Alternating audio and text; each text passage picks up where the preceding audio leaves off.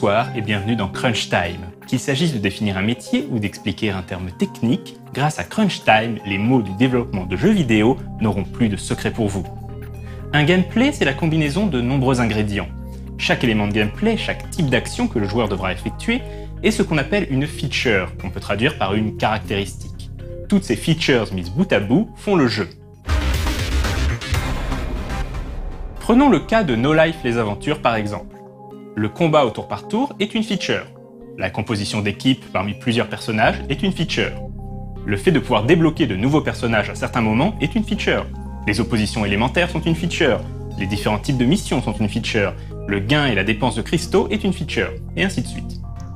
Identifier ces features et surtout pouvoir leur donner une priorité afin de déterminer lesquelles sont vraiment essentielles et lesquelles sont du bonus est un aspect important de la gestion du projet. Car si le temps ou le budget viennent à manquer, il faudra sûrement couper des features afin d'alléger la charge de travail des codeurs. En général, les features jugées les plus dispensables seront les premières à être coupées, quitte à être mises de côté pour un futur patch ou une future extension. Il arrive que les game designers s'enflamment un peu trop et ajoutent de nouvelles features qui n'étaient pas prévues au début du projet. Cet excès d'enthousiasme peut mener à ce qu'on appelle le feature creep, c'est-à-dire la croissance insidieuse, invisible du nombre de features, et donc l'augmentation incontrôlée de la charge de travail de l'équipe de développement. Parfois, c'est l'envie de faire plaisir aux fans et de répondre à leurs attentes qui pousse au feature creep.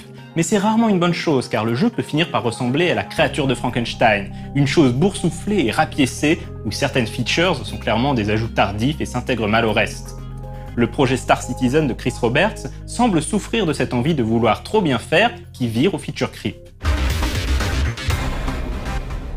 Une bonne communication entre les designers et les gestionnaires du projet, c'est-à-dire les chefs de projet et producteurs, et surtout une vision claire de ce qu'est le jeu et de quelles sont ses features essentielles, ses piliers de gameplay, sont donc vitales pour éviter que le projet s'effondre.